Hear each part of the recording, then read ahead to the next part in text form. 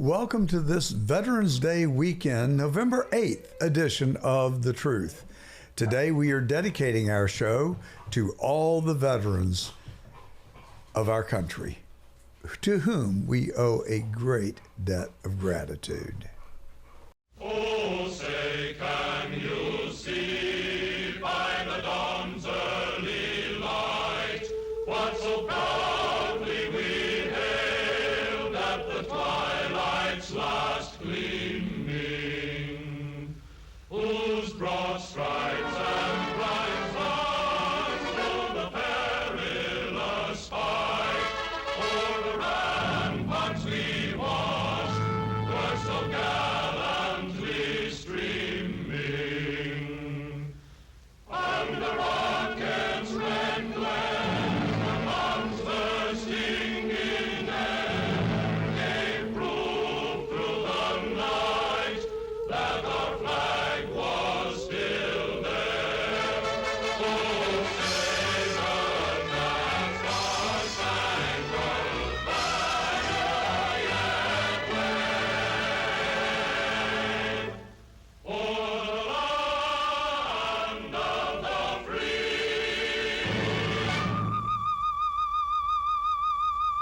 and the home of the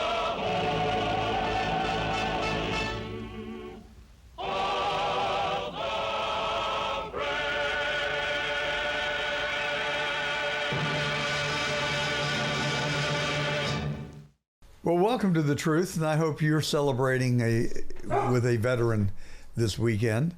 And you can watch us now on YouTube, Rumble, Facebook, X, and Getter. And in fact, I'm so pleased to tell you we just got officially recognized on Getter, so you can go to John Gordon Truth on Getter, subscribe, and it's free. Won't take you but a second, and you can watch the live stream there. We've got a lot of video to show you today, including the new White House ballroom, over which I was pretty critical a couple of weeks ago. Well, we now have two renderings. The first is what I feared, gold God. That's the way I would describe it. It is just classic gold and gaudy, and this is what we don't want. But then shortly after The Truth came out, and we started talking about it on this show, and others have talked about it as well, we got a second rendering, and I think, well, let me see, let's put it up, Anthony, and you tell me which one do you like. A, the gold gaudy, or B, the white tasteful with gold accents. Now, this is what a White House room, I think, should look like. It's tasteful. It's not over the top. It is very stately, and I hope that that is the one that is picked. But what do you think? Do you like A, the gold, or B, the tasteful? See how polls are influenced?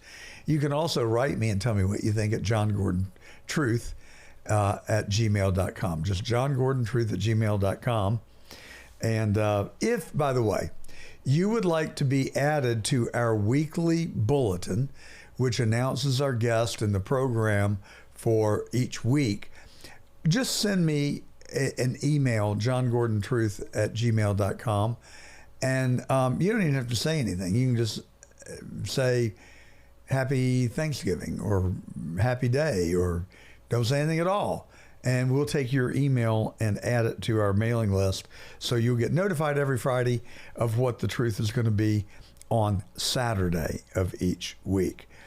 Well, I also talked about Donald Trump and my uneasiness about his assault on Venezuela drug-carrying boats.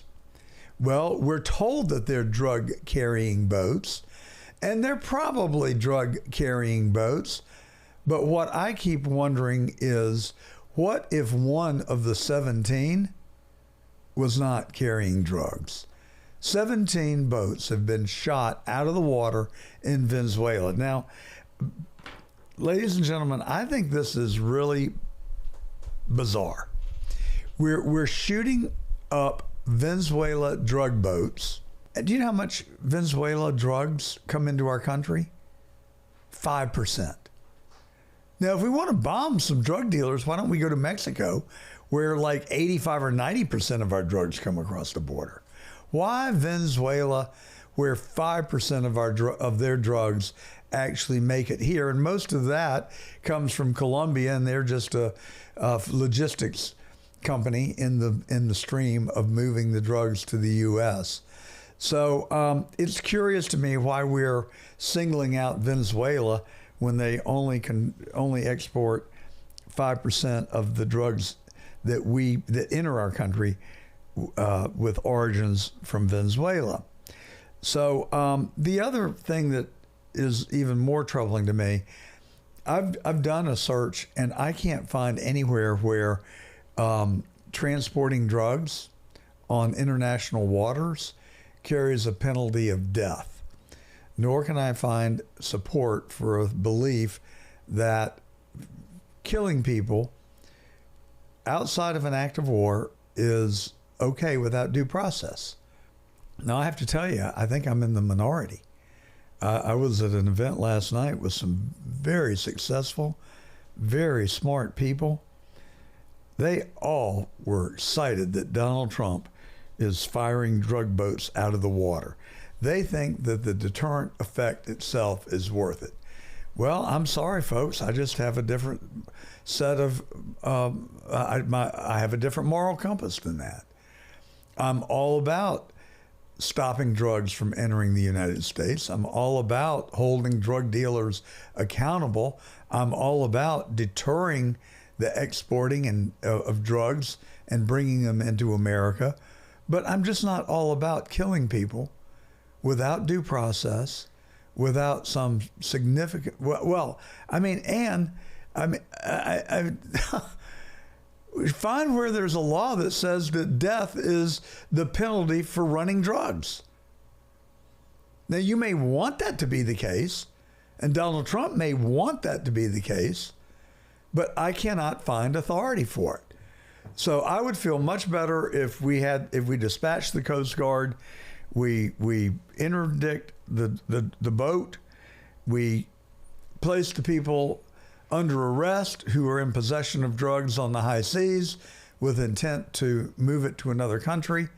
I'm fine with that. Then take them to an international court and charge and try them with due process. But killing them, nah, I'm not feeling it. And if you disagree, I respect that. But we are a country of laws, and we are a country that was founded on Judeo-Christian beliefs. And I just don't think that it is morally correct. And I guess that disqualifies me from ever being president of the United States. Maybe I just don't have what it takes. And guess what? I don't want it. I don't want to ever be in a position where I am so callous about human life that I'm willing to use the military to blow them up. But I don't think it's about drugs. I just don't. I think it's about oil. I think it's about power. I think it's about putting the Chinese and the Russians on their feet, on their heels. Well, now you're starting to make a case that I could more readily support. I could get cozier with that thought than I could the narrative. Well, that's just the world according to John today, and you can email me, johngordontruth@gmail.com, and tell me if you disagree, and you may, and I respect that, and I would look forward to hearing from you and what your perspective is. You can also put it in the comments on YouTube. But you know what? Speaking of YouTube, I want to get off of YouTube. Do you know that we have been on podcasts now? Spotify, iHeart Podcast, Apple Podcast, Amazon Music for about, what, Anthony, 2 months? And we are already monetized. That means that they will sell commercials on our podcast, and then a check just shows up on my doorstep. Do you know after 3.5 years, we are still not monetized on YouTube? Now, it's not about the money. I promise you it's not. I don't do this for money. I get no money, have gotten no money. It's cost me a lot of money, and I'd like to get some of that back. I won't lie to you. Of course, I'm never going to lie to you. And that's the truth. If I don't tell you something that is factually correct, it will be an error of omission, not commission. So, we'll get some money from the podcast. It's not about the money. It's about the reach. And YouTube throttles us. And there are words that I cannot say on YouTube that I can say on any other one of our channels and not get demonetized or held up. Can I say it, Anthony, and you bleep it out for YouTube? Or is that too much work? Or is that too much trouble? We'll get a timestamp so you know where to go look for it. But we've had a guest on here talking about chlorine.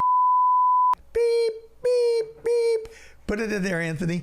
If that goes on YouTube, they will put us in timeout and they will not show our videos for like 3 months. That's what happened the last time we used that word.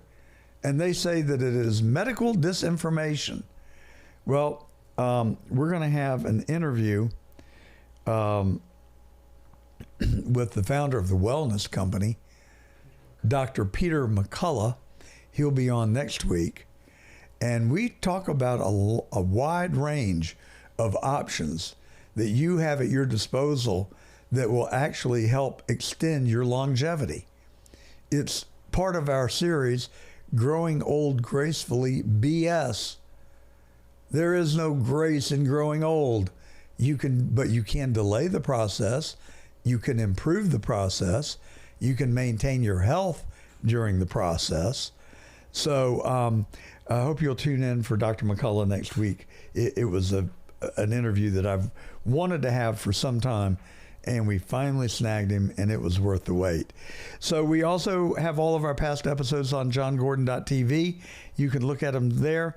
As you know, we come to you on the John Fredericks Radio Network up and down the East Coast from noon to 2 Saturdays and Sundays. And our partners at cdm.press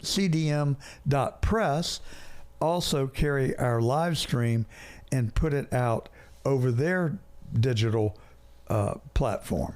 So we've got a lot of ways that you can listen to us, and we really appreciate it. Go to Rumble or Getter and subscribe. Help us get off YouTube. So Nancy Pelosi gave us a real early Christmas present. She said she's not going to run for re-election. Woo! Here's what Donald Trump had to say about it. Thank you, press. Thank you, press. About Nancy Pelosi? Nancy Pelosi's retirement. I think she's an evil woman. I'm glad she's retiring. I think she did the country a great service by retiring. I think she was a tremendous liability for the country. And on Dick Cheney. I thought she was an evil woman who did a poor job, who cost the country a lot in damages and in reputation. I thought she was terrible. Thank you very much. Thank you. Man, do I agree with the president. Here's what I have to say about it.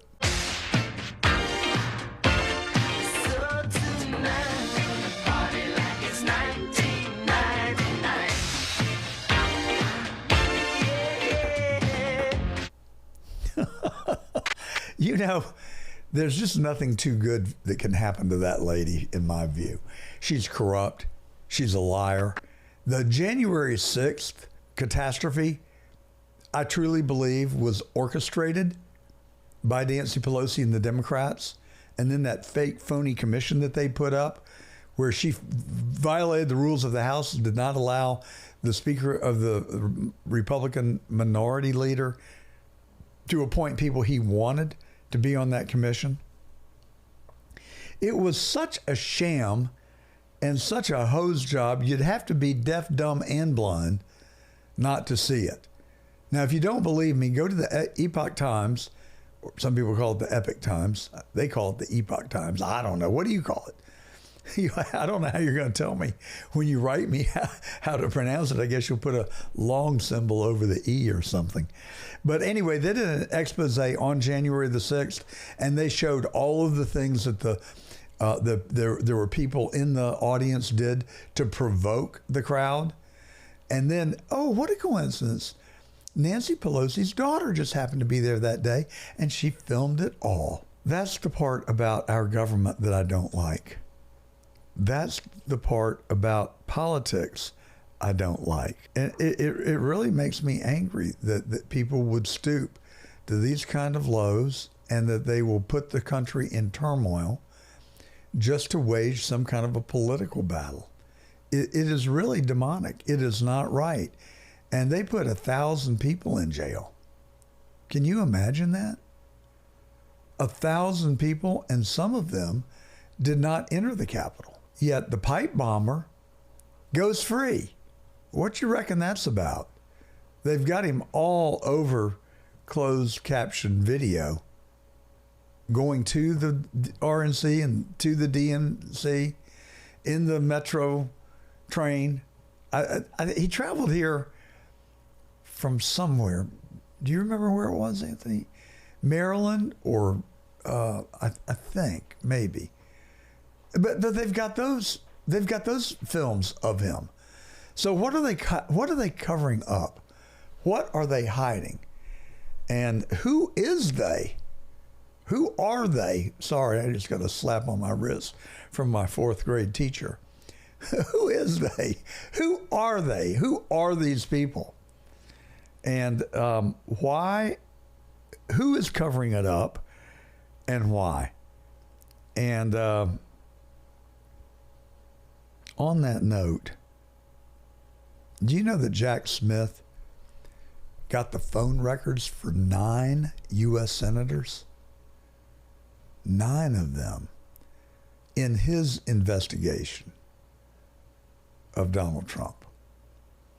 And why did he need the phone records of 9 senators?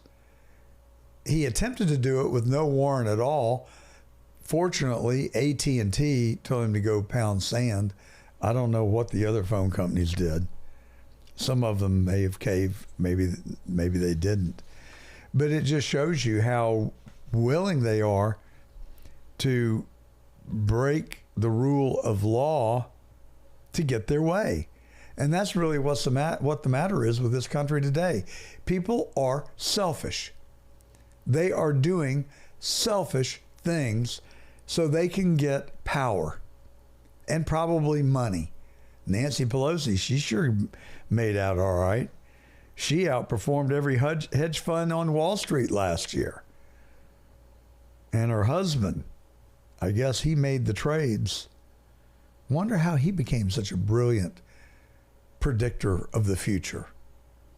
But they certainly seem to have did it with a refined art. They were hugely successful. And they're willing to do things that harm people.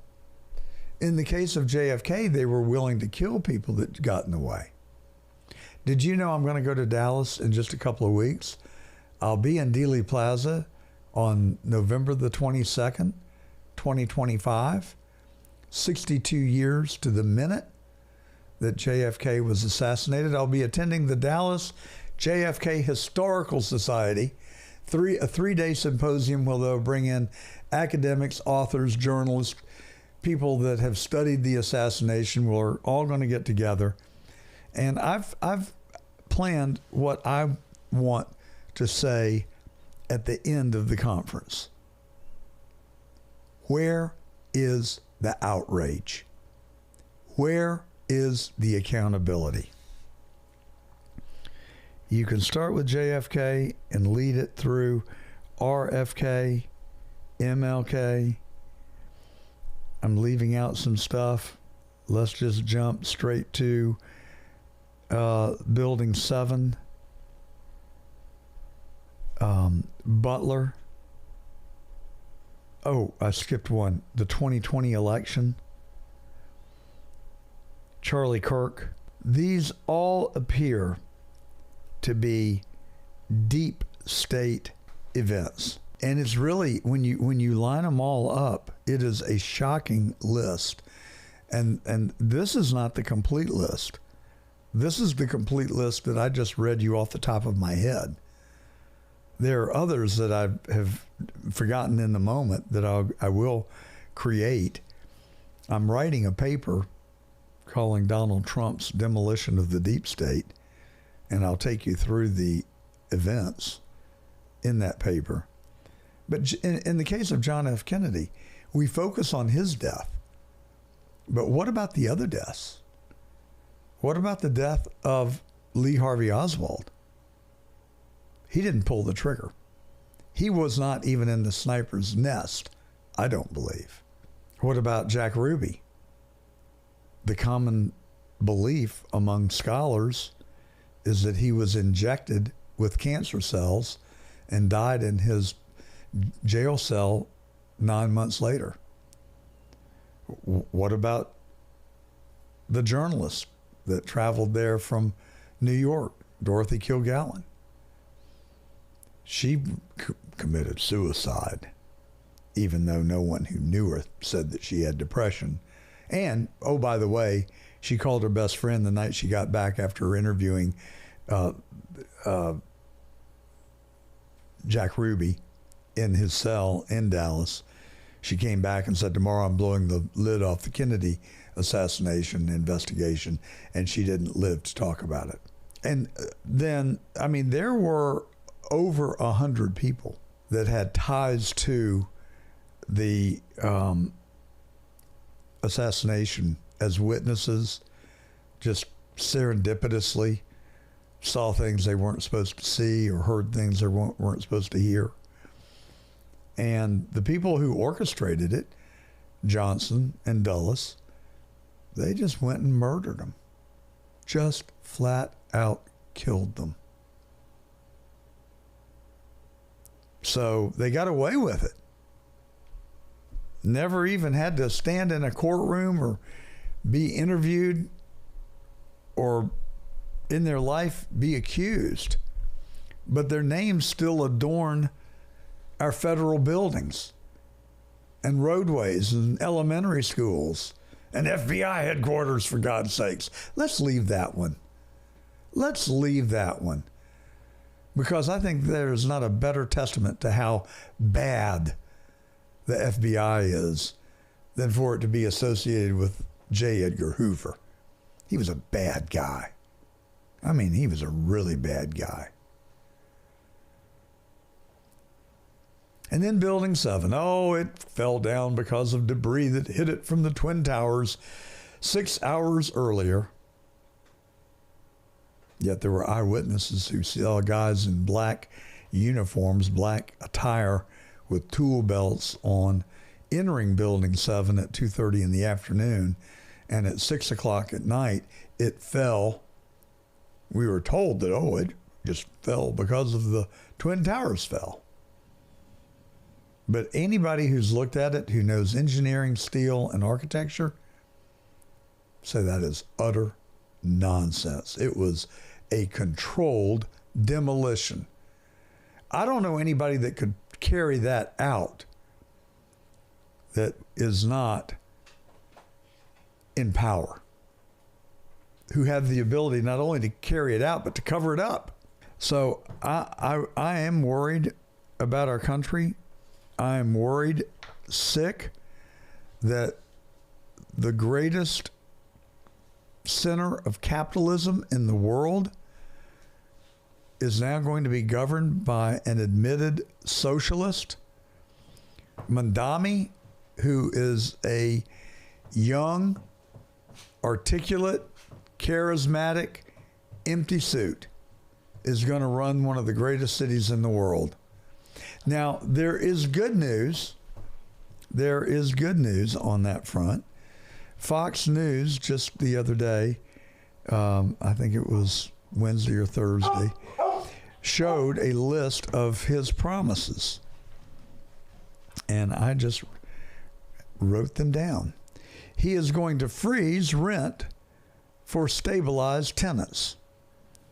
Well, guess what? He has no power to do that. There is a rent stabilization board in New York that holds that power exclusively. Can he influence them? I don't know. He's going to eliminate bus fares citywide, except he doesn't have the power to do that. That power resides with the Metropolitan Transit Authority. He's going to raise the minimum wage. Oh, really? I think the state legislature holds that power. He's going to raise corporate and impose a millionaire tax. That again would be the state legislature and the governor. And he's going to implement city-wide owned grocery stores. Good luck with that one. John Catsimatidis is the largest grocer in New York, and his stores operate on a 2% pre-tax profit. Well, he doesn't care. John Catsimatidis does, but Mondavi doesn't care. He's just going to have the taxpayers of New York pay the difference. Well, you know, the sad part is about 800,000 people, according to polls, have indicated that they are going to leave. I do believe that there will be a mass exodus out of New York. And these will not be the electricians, the plumbers, the street sweepers, the police, the firemen, middle class America, the workers, who really probably just, for starters, lack the funds to pick their families up and move them. But the wealthy, the high-paying taxpayers, they can move by 6 o'clock tonight. And I think a large percentage of them absolutely will. I think a large number of them are going to come down here and become my neighbor in South Florida. So the policies that Mondavi is advocating will undoubtedly backfire if he is even able to carry them out to begin with. But it was really the young people of New York that ensured his victory.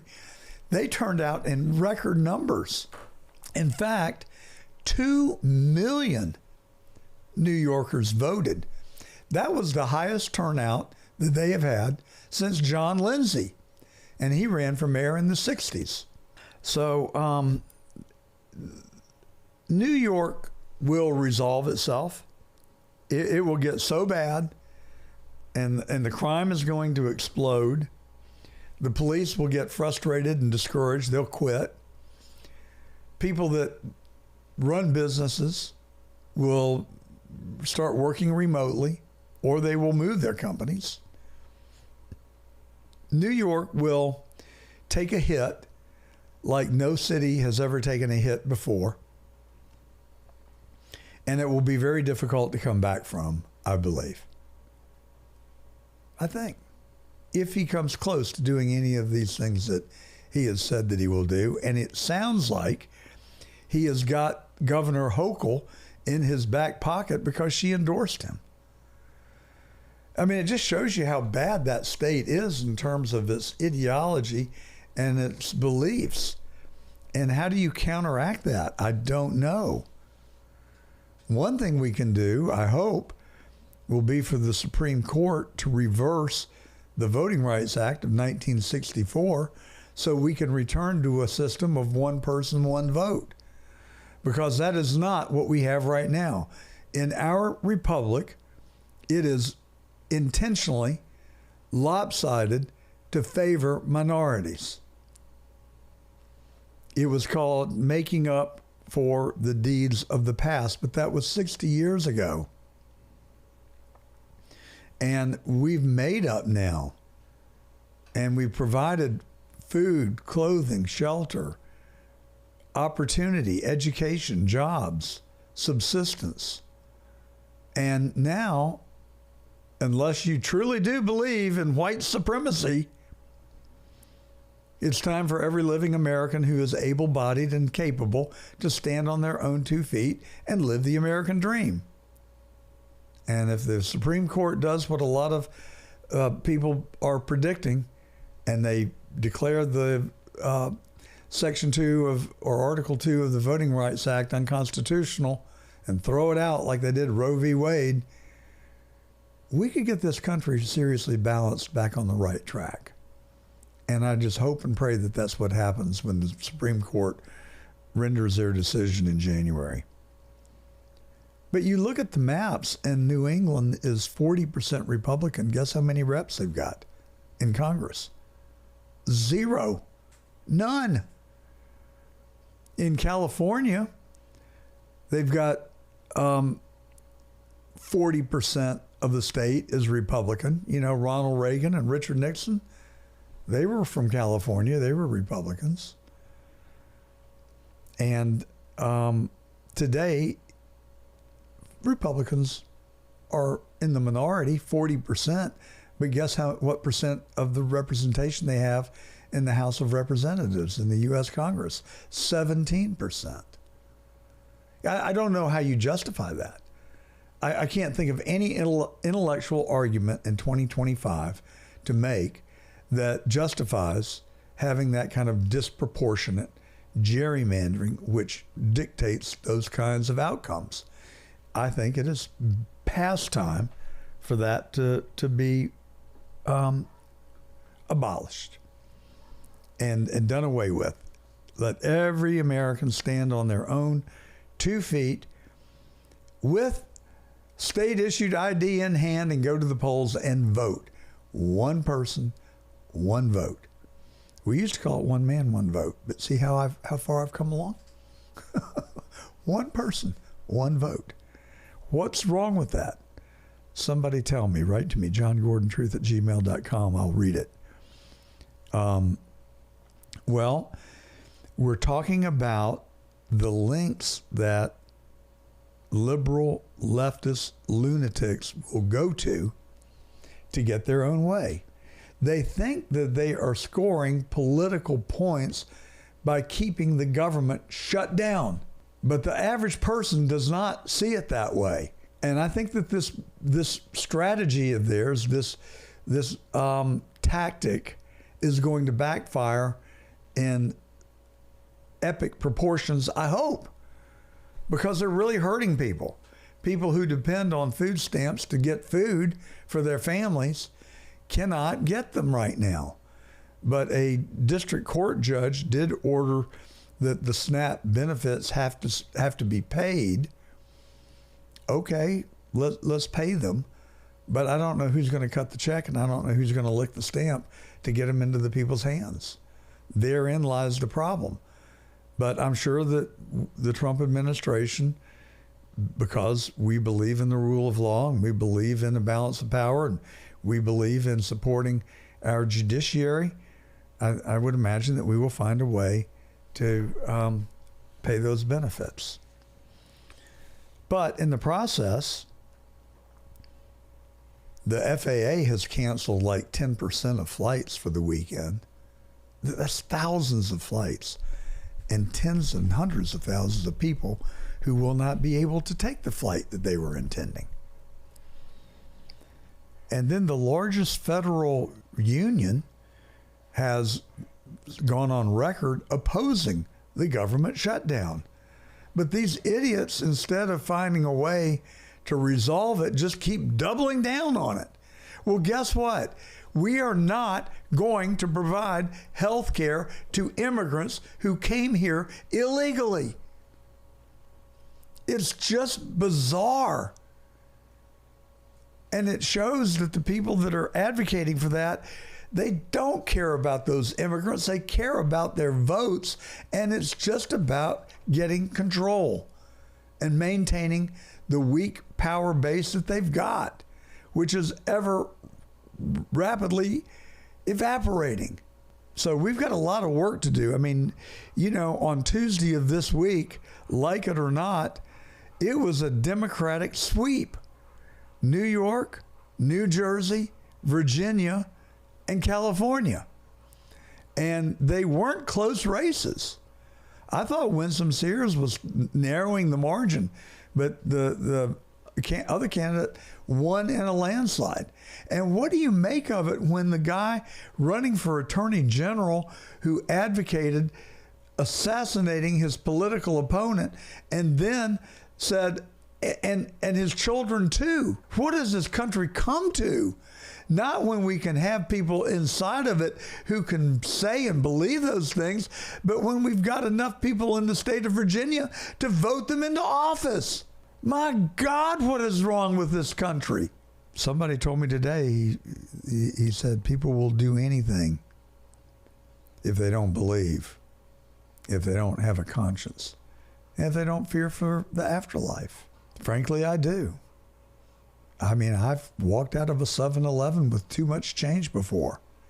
And before I could get to my car, I turned around and went back in and gave it back to him because it started gnawing at my conscience immediately. And so I think our listeners probably really identify with that. But you people in Virginia who are listening to our radio broadcast today, we come to you in Richmond.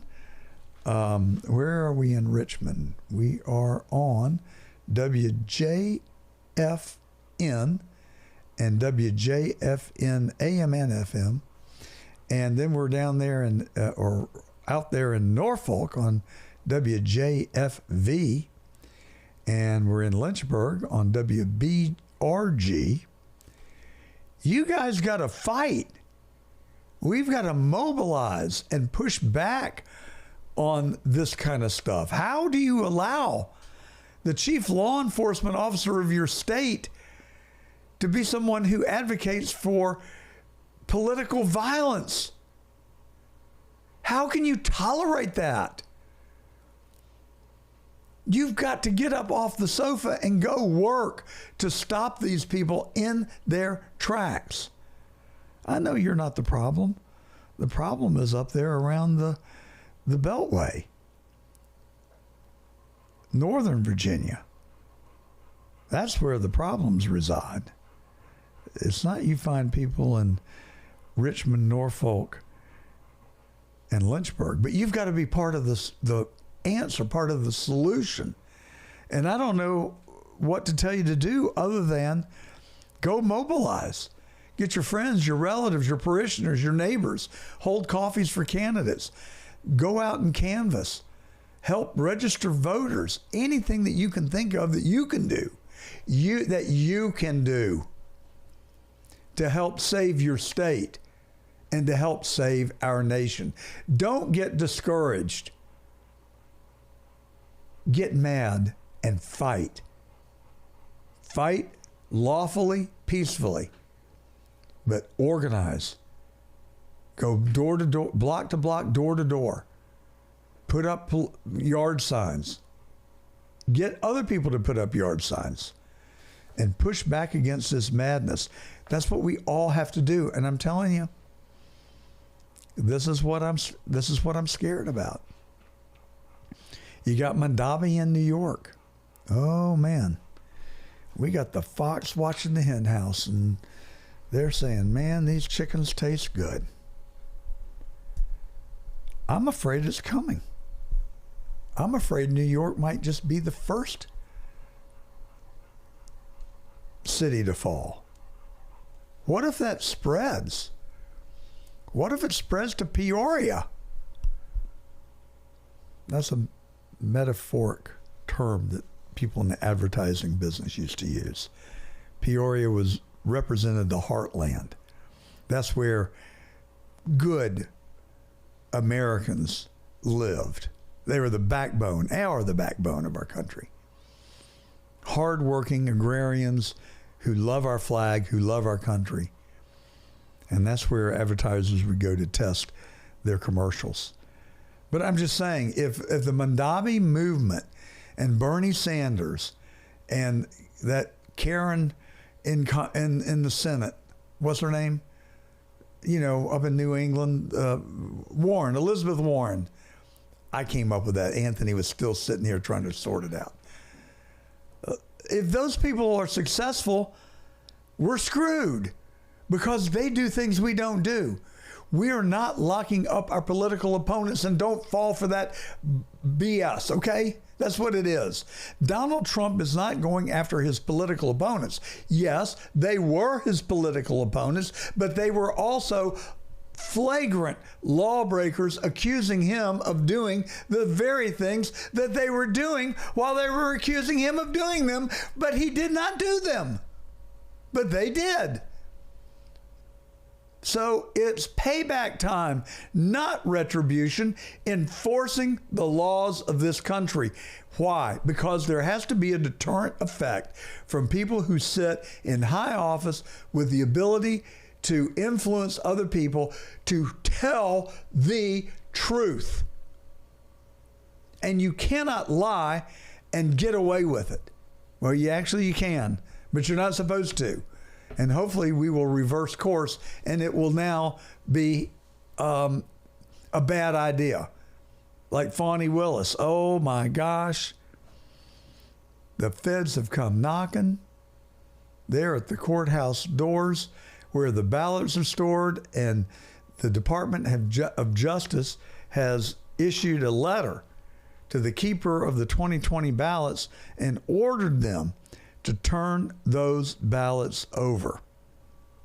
And the 15 days that they have given them is coming up really soon. I'm texting Garland Favorito, my friend in Atlanta, right now, and asking him when is the deadline? When is the deadline? Our listeners want to know.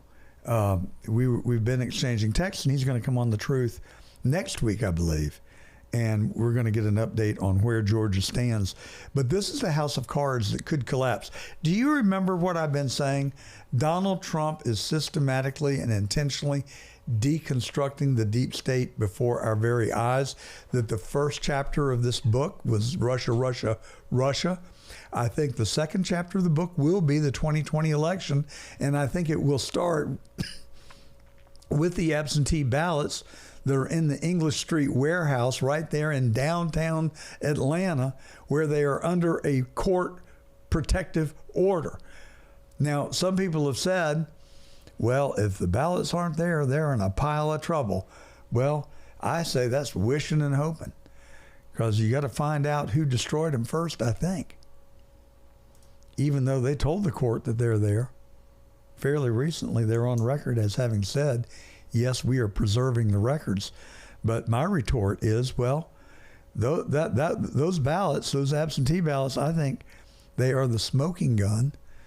And if we get those ballots, I think a lot of people, perhaps even Brad Raffensperger and his little band of thieves, including Gabe Sterling, who is running for Secretary of State of Georgia, y'all, please, in God's name, do not let that man get elected Secretary of State.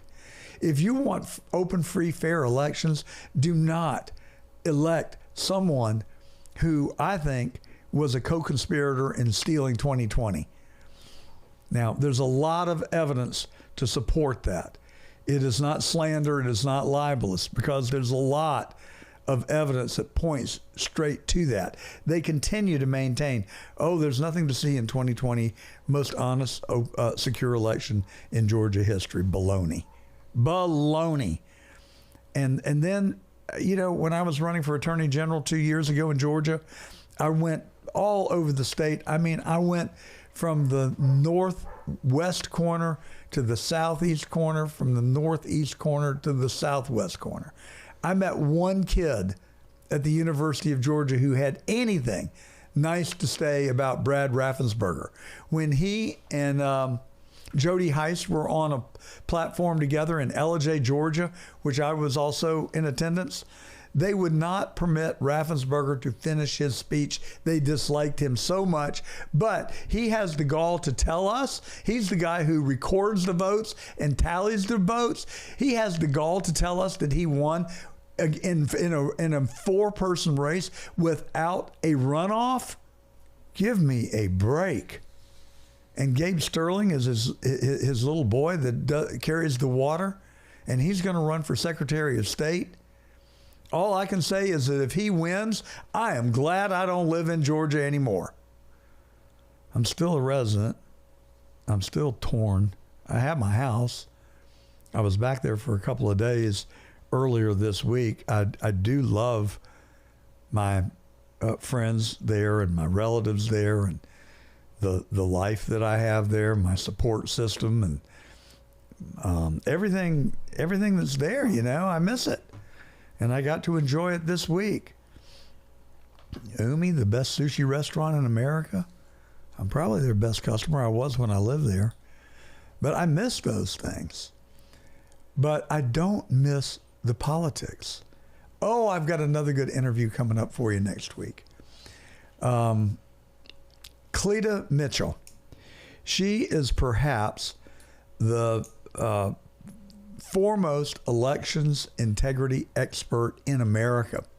She works for CPI, the Conservative Partnership Institute, which is run by Jim DeMint, former member of Congress, and Mark Meadows, who was also a member of Congress. He represented actually Highlands, North Carolina, where a lot of our listeners go for rest and relaxation and prudent recreating, as President Bush once famously said.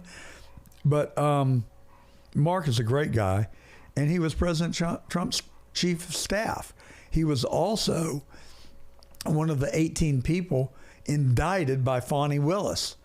And I will not rest until that woman is held accountable for her misdeeds. And if we can get these absentee ballots and prove that 2020 was stolen in Georgia, which I fervently believe, 3,200 duplicate ballots on the Secretary of State's own website, videos showing people in the tabulating center taking the identical stack of 100 ballots and feeding them through the tabulators multiple times, 132 times, a stack of pristine ballots untouched by the human hand, all scored identically for Biden, that were in the State Farm arena, according to 4 witnesses who testified independently to that. 20,000 people who were registered at UPS stores and homeless shelters and churches and vacant lots and vacant apartment buildings. I mean, come on. And the ballot harvesting that took place there. Yet they want to tell us that it was a fair and honest and secure election, and it was so much so that you should elect me Secretary of State. Right. Give me a freaking break. But the people of Georgia have got to wake up. Man, I'm making everybody mad today. I ain't going to be able to go back to Virginia. I ain't going to be able to go home to Georgia. But it's just true, people. I'm not trying to make you mad. Well, actually, I am trying to make you mad. I'm trying to make you so mad that you will get up off the couch and you will go to work to help save this country and save your state and get these people that I don't trust out of office. Start with Kemp, work your way down to Raffensperger, and of course, you know how I feel about Chris Carr because I did everything I could to unseat him when I ran against him. And now he wants to be the governor. Well, Chris Do-Nothing Carr, I hope you campaigned like you governed, because we couldn't find you anywhere. You made a mockery of the State Open Records Act. You didn't lift a hand to look into the 2020 elections. I don't know what you spend your time doing, but thank God you're as inept as you are ineffective. I guess that's kind of one and the same, isn't it? But thank God you are lazy to go with it. That's what I was trying to say. Because if you were full of vim and vigor and energy, and you even returned phone calls from people that had donated to your campaign, like me, the first time, you gave me your card with your number on it, and you told me you'd call me. And I called you back, but you didn't call me. You never called me. You didn't answer my emails either. You passed it down to your staff member. They dogged me too. Never got a return phone call, never got a return email. So you are ineffective, you are detached, you are there for the title and the glory. I went to Savannah, Georgia, and Chris Carr comes walking into the airport. And guess who was surrounding him? 8 state patrolmen. He is so important that he needed an entourage of state patrolmen while crime is going on in the streets. And no one but me. I mean, there were 200 people in the airport because we were there with David Perdue and the former governor of Alaska, Sarah Palin. and Ms. Palin came to Georgia to do some campaigning on behalf of our slate. And just serendipitously, Chris Carr lands at the airport, walks through the FBO, and he had just dropped an ad that was just such a lie about me. I grabbed his hand. I said, Chris, stop lying. It's beneath you. Stop lying. He jerked his hand away and ran out the door like the coward that he is with his little entourage of state patrol people. But do you know that I was the only person out of 200 who recognized him? Why does he feel the need to have a detail of state patrolmen surrounding him in Savannah, Georgia? Because he is an egomaniac and a do-nothing. He's supposed to be a public servant, but I can't call him a do-nothing public servant because he is only do-nothing. He serves no one but himself. I got good news for you, buddy. You're third place with 7% of the vote in the current polls. Burt Jones, thank God, with President Trump's endorsement, is at 22%, and Raffensperger is in the teens, and I hope that Burt runs away with it. And I hope that you will help him. Send him $10, unless you can afford more.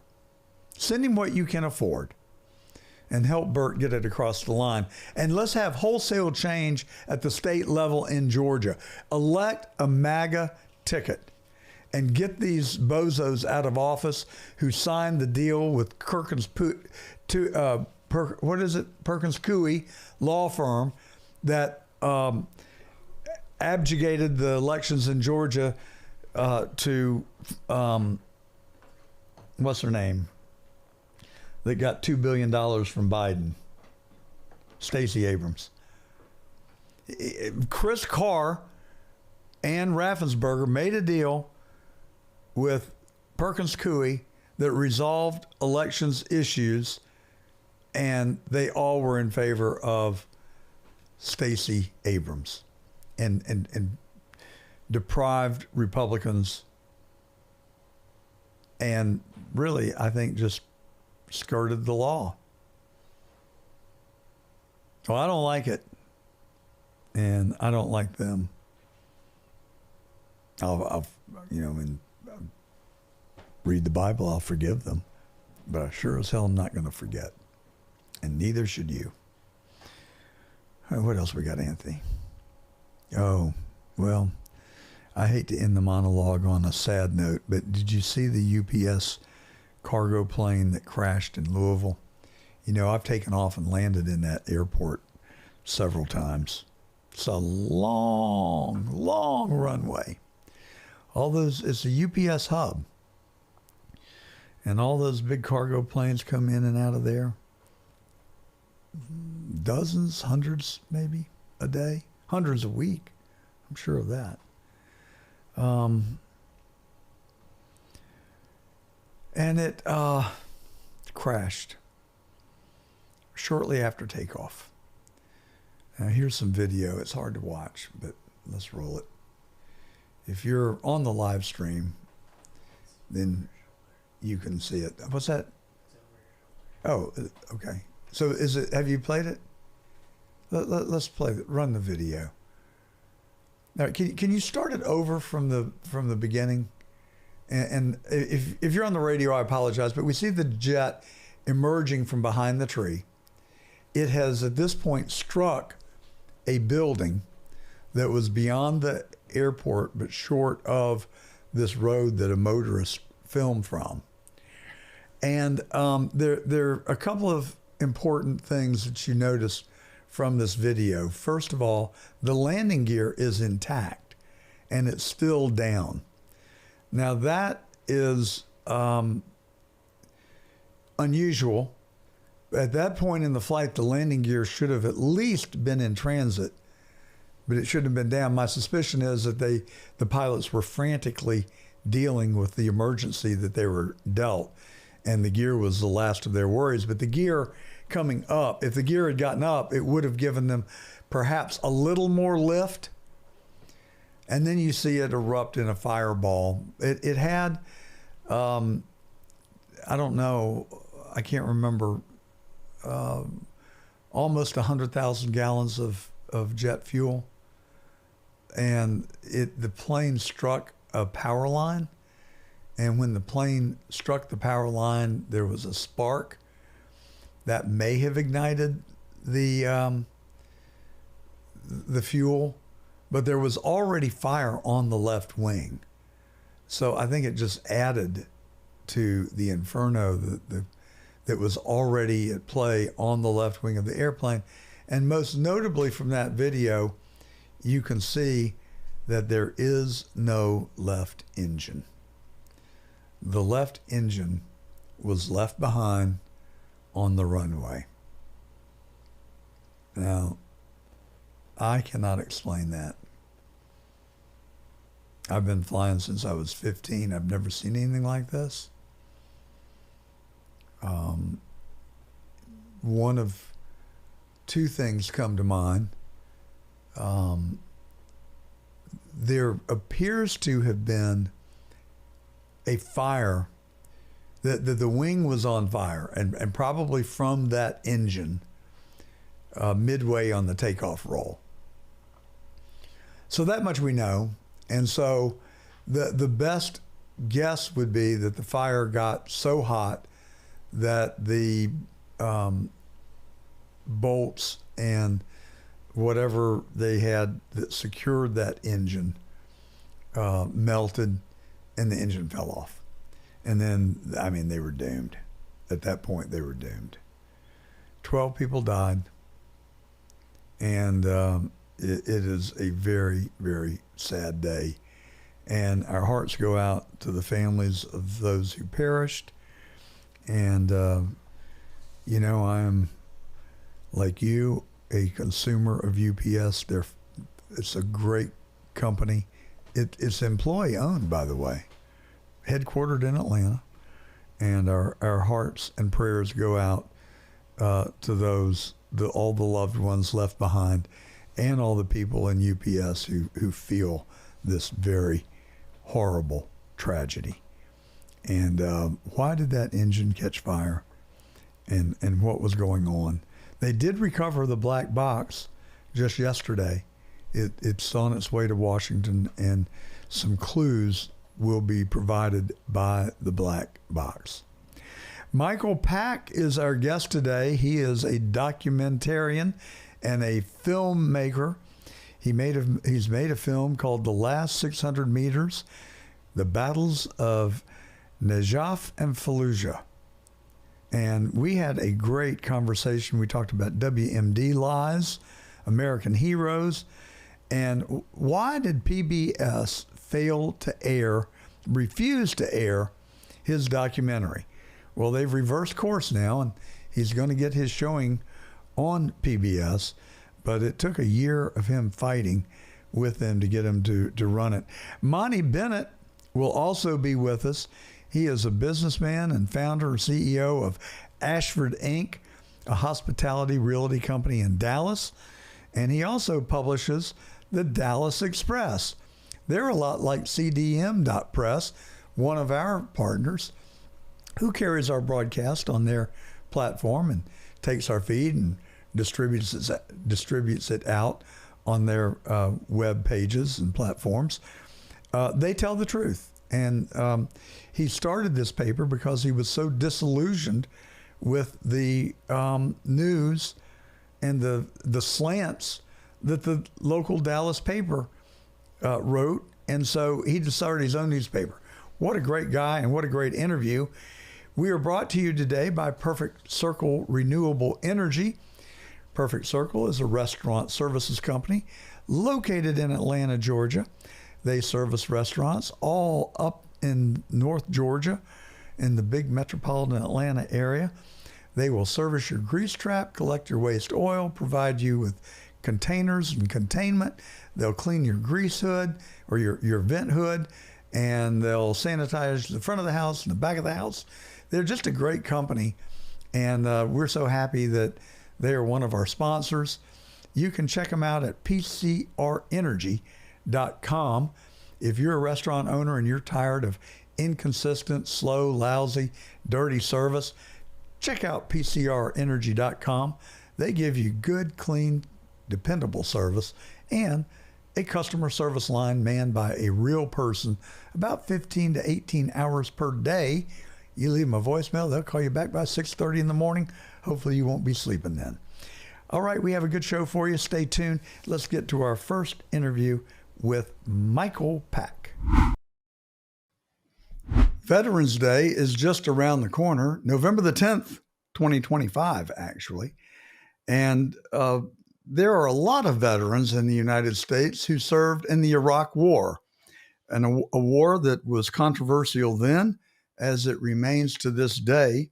It is my pleasure to welcome Michael Pack to The Truth today.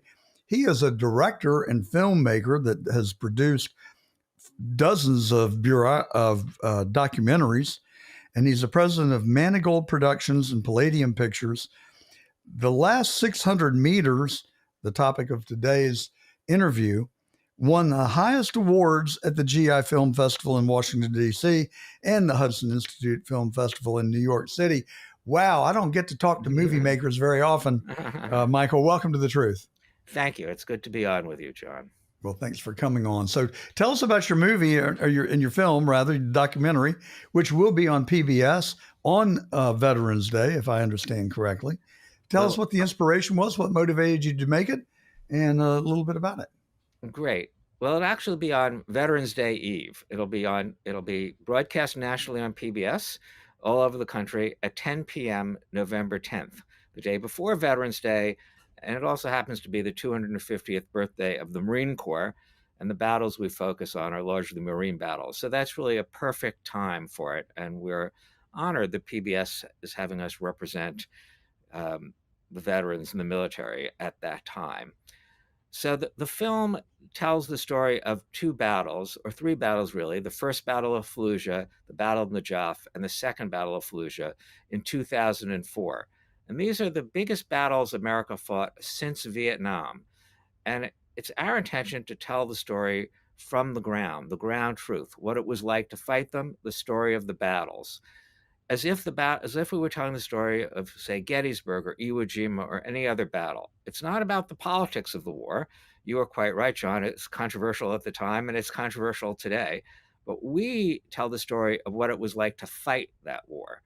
So the film is called The Last 600 Meters because a Special Forces sniper says, I don't make foreign policy, I deliver the last 600 meters of it, meaning what he could see through a sniper scope. And that's what our film is really about.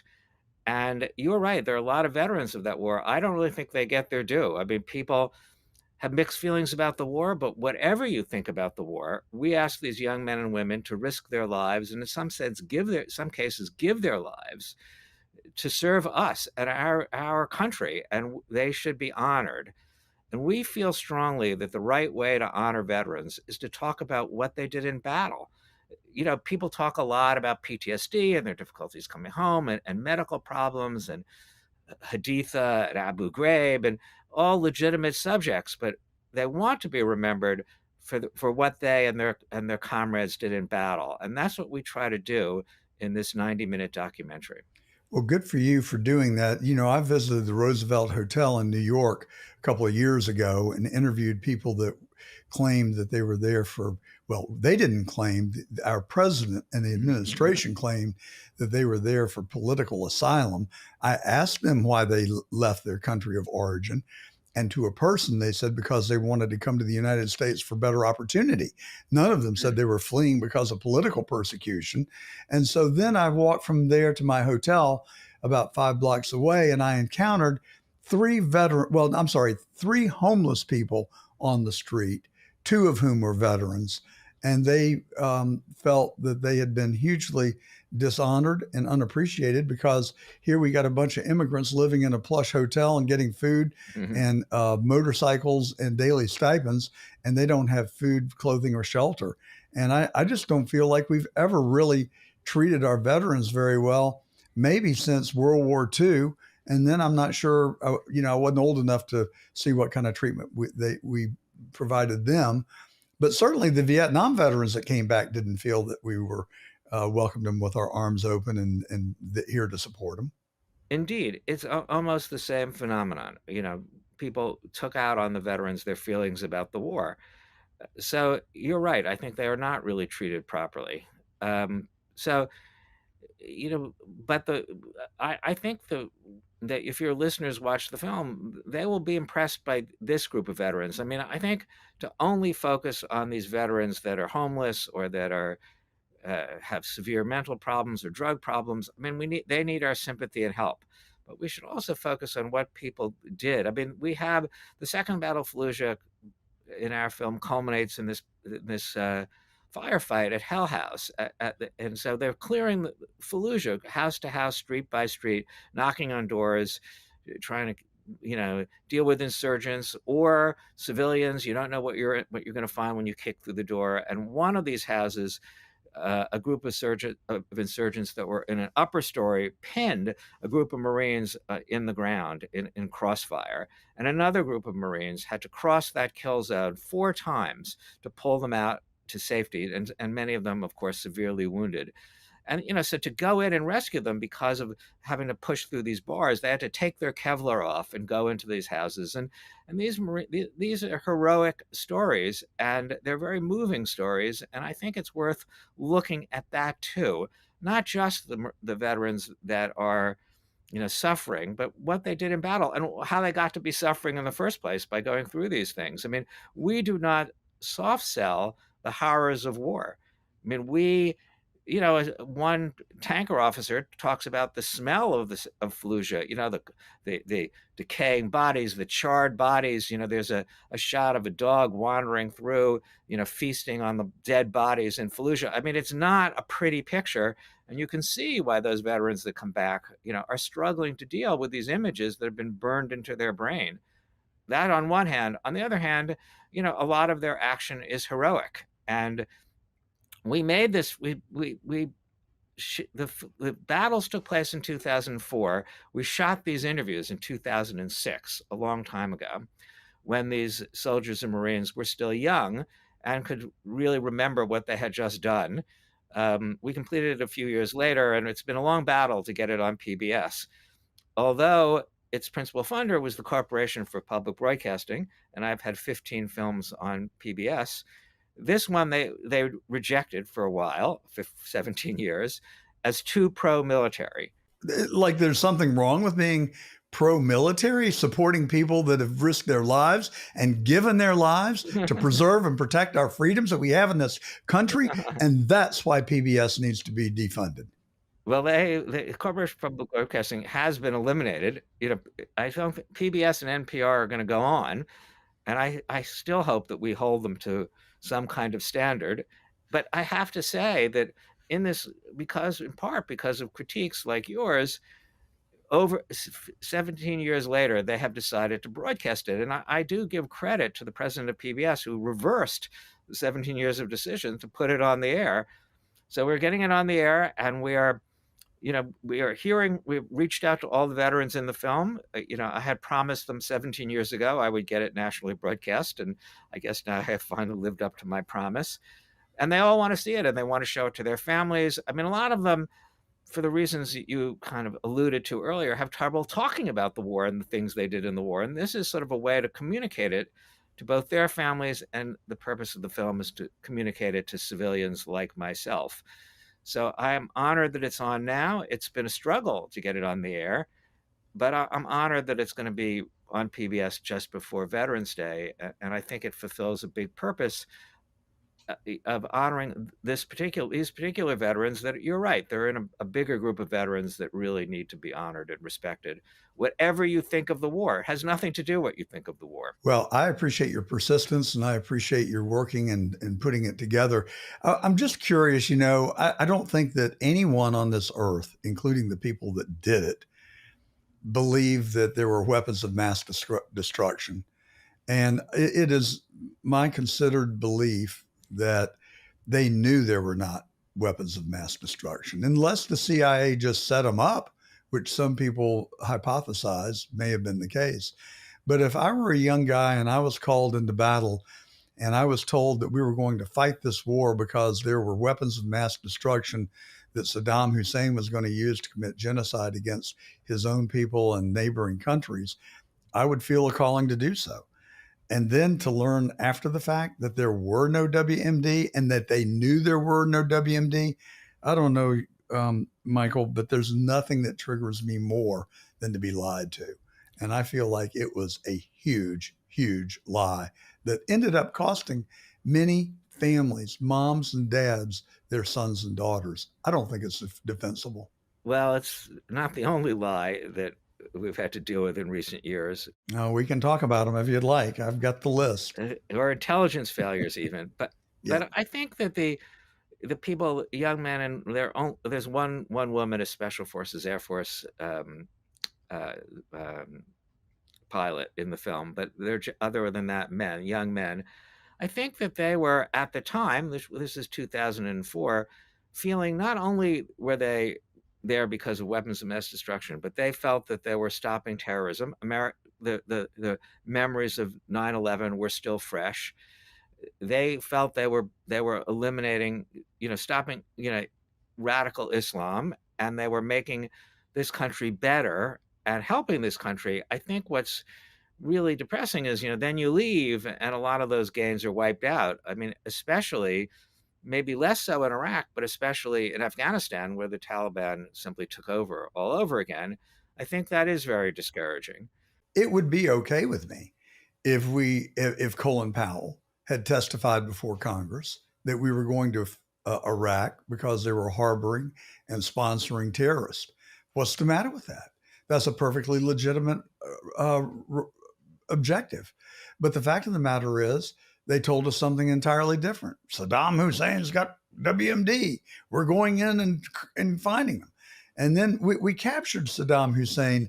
I don't remember the circumstances. Did we kill him? I don't remember either. I don't think so, but I think he died shortly thereafter. He died shortly thereafter. Anthony, fact check that. See what happened to Saddam. He was in what they called a spider hole. Oh, we gave him back to the Iraqis or Iranians? Did you say Iraqis? And they hanged him. Yeah, that's right. I tell you, you talk about intelligence failures, and I'm not being contentious with you. I'm just being truthful with you, that they blamed security failures for Butler. When you add all the security failures up, at some point the failures become clearly intentional. And I'm not convinced that the Iraq war was not intentional. And I'm not sure that it wasn't for greed over the oil and a strategic place for the U.S. to be able to set up shop, which, restoring and maintaining peace in the Middle East is a legitimate interest of the United States. I think the Iraqi people should have had a say in that. But don't you? I mean, I'm wondering what your thoughts are. I think that's right. I mean, and that's particularly true in Afghanistan, where we made a deal with the Taliban and didn't really adequately involve the Afghan government that we were supposedly supporting. But I think our film actually looks at these shifting political demands on these troops from the ground level. And in this microcosm, I think you can see some of the themes that you were talking about. So, the first battle of Fallujah, it begins, you may remember this, when 4 Blackwater contractors were killed, burned, dragged through the streets of Fallujah, then hung on a bridge. And so it was determined that we had to clear the insurgents out of Fallujah. So into Fallujah, the military went. And it was harshly criticized, especially on Al Jazeera, as violent and disproportional. And so in light of all that criticism, the government, the political leaders decided to pull us out of Fallujah. And Fallujah then became a safe haven for Al-Qaeda insurgents. And we were not allowed to go in. It was like the Fallujah Brigade, and it became a arms dump and a site where there were torture chambers, including a beheading. And it got so bad that then and this is the second Battle of Fallujah, months later, the Marines had to go back in and clear Fallujah. This time, by clearing Fallujah house to house, and in order to avoid the censure for being overly violent, they announced they're going in, and they say all civilians have to leave. So all civilians left, as did the leadership, the insurgent leadership, and went to nearby Ramadi. So the people remaining in Fallujah were insurgent fighters, junior ones that were planning to kill as many Marines as they could until they died, and they took a lot of drugs, hyped themselves up, and the Marines then cleared house to house and heroically cleared Fallujah, and they had to avoid what civilians were left, very challenging rules of engagement. And then, so then it's a heroic battle, but of course the leadership has gone on to Ramadi, so it's very hard for the people at the tip of the spear to deal with conflicting political demands from Washington. And that was true in another way in our other battle, the Battle of Najaf. So you see, we don't analyze the politics, but you see the impact of unclear mission from Washington and its impact on these soldiers. And I think they found that in a microcosm discouraging. You're ready to, first you're ready to attack, and then you pull back. So it's really, it's asking a lot, and it's putting a lot. It's asking a lot of our soldiers and Marines, and we next time, I hope, are clear on what our goals are, have the means to achieve them, and leave when the goals are achieved. I mean, that's one of the lessons of these wars. So there are two things I want to talk to you in the short time we've got remaining. First of all, did you find the evidence and incidents of widespread PTSD among the people that you interviewed, or are those isolated cases, or are there is it a epidemic? Where is it on the continuum? Well, one thing I feel about, since we were focused on these people in these huge battles with their, so I really feel the military people who are actually been in firefights and battles are even in another category of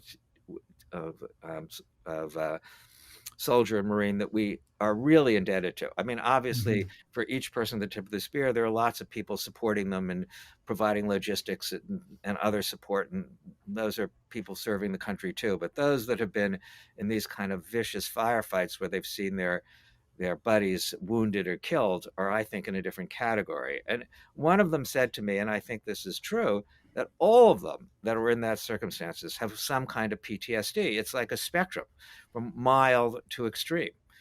They're all haunted forever by the nightmares of what they saw. How could they not be?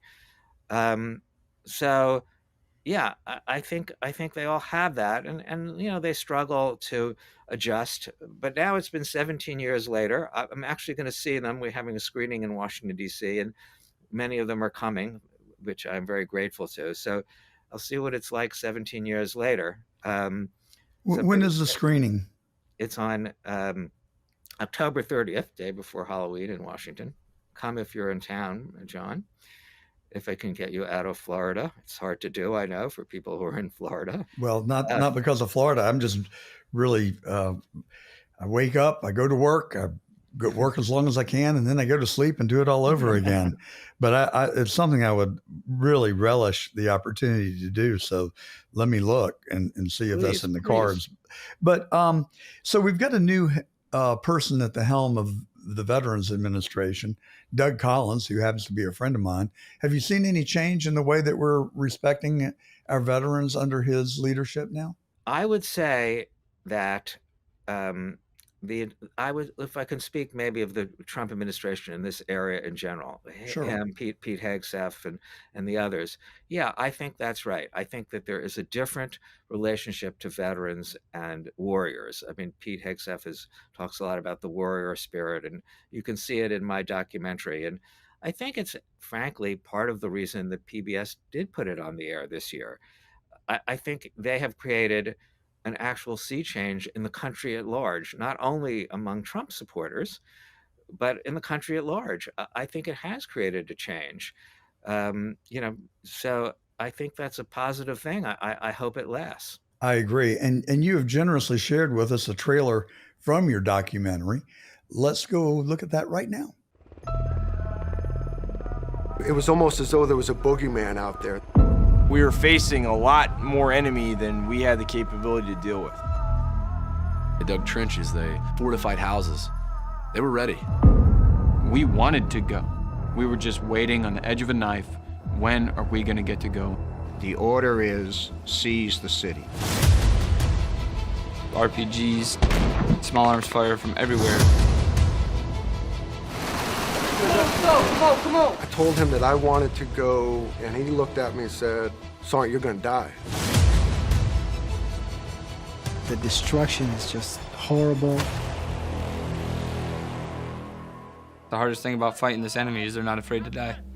If they're not afraid to die, then how do you fight them? Ramps going down! Be prepared to start at one end of the city and fight your way through to the other end.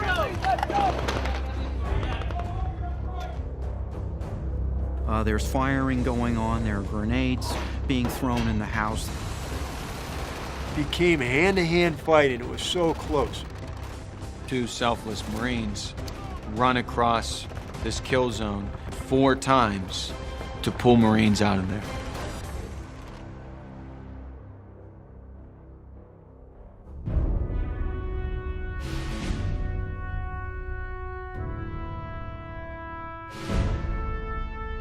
I wasn't worried about, getting shot or getting wounded. I was worried about the guys to my left and right.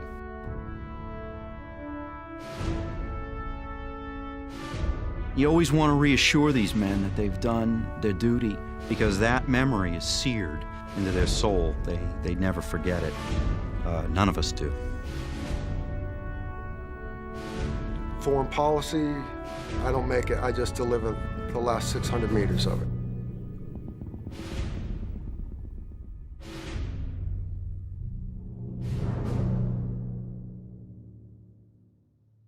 Man, that's powerful stuff. Michael, thank you. I look forward to watching the long version. Well, please let me know what you think of it, John. That took a lot of work and a lot of resources. How do you, I know you said that the Corporation for Public Broadcasting, I guess, buys the documentary from you, but how long did it take to make, and how much money did it take? Well, the Corporation for Public Broadcasting is a funder. They funded it, and now PBS broadcasts it. I mean, it took a few years way back in 2004 to 2006 to 2008 or 9. And then now 17 years later, we've had to update it and make some changes. So it's really been a long time coming. Yeah, they take a lot of research. It takes a lot. It's both research. I mean, we rely a lot on the work of print journalists who've written books on the subject, and several of them were interviewed in the film. So there's that helping the research. But we had the way we made the film, which is different, I think, than many documentaries on war, is we found the footage of that was the most dramatic from these 3 battles. And then we tried to find the people that were in the footage. So rather than there being interviews and then generic footage, people talk about what they did in the footage that viewers will see. So you feel that you were there. And then it does take a lot of time to get these soldiers and Marines to open up on camera. I mean, there's a certain reluctance. You probably know this yourself from talking to veterans. I mean, they don't really like talking about it. Yeah. Well, they're heroes, but they are not looking for notoriety or to be celebrated. They think they'd like to be appreciated, but I don't think they want to toot their own horn. Michael, we got to leave it there. Father Time has caught up with us once again, but I thoroughly enjoyed having you on the show, and I hope you'll come to West Palm Beach. And if you do, we'll do a longer sit down in the studio. Thank you, and have a great rest of your weekend, Michael, and best wishes to you. Thank you very much, John. You may have read about the tragedy that affected Dallas a month ago when rogue people went into an ICE office and started shooting. People lost their lives. Other people were maimed. And the publisher of the Dallas Express, has looked at it, written about it, and has really good insight. Monty Bennett is the CEO of Ashford Inc. He is a philanthropist, chairman of 2 hotel REITs. We've got a lot to talk about, Monty. Welcome to The Truth. John, it's great being here, and we've had a great time already talking before the show, so I'm excited. Well, it's such an honor to have you and a privilege to be able to spend time with you. So tell us about this event. What have we read in the mainstream media? What have we heard that is inaccurate, incomplete, or doesn't tell the whole story? Well, the first matter is, as you well know, is, and in a way it's kind of understandable, there's been so much far-left violence against police officers, against federal officers, against people on the conservative right, that it's hard to keep up with them because they just keep rolling through. And so as soon as you start to dive into one story, you have to move on to another because someone else is shot and killed. It's really just a terrible, terrible tragedy. And I can tell you one thing on some background, or some background to that whole event, is that there's an Antifa wing here in DFW that has been active for quite a number of years. And they call themselves the Elm Fork John Brown Gun Club.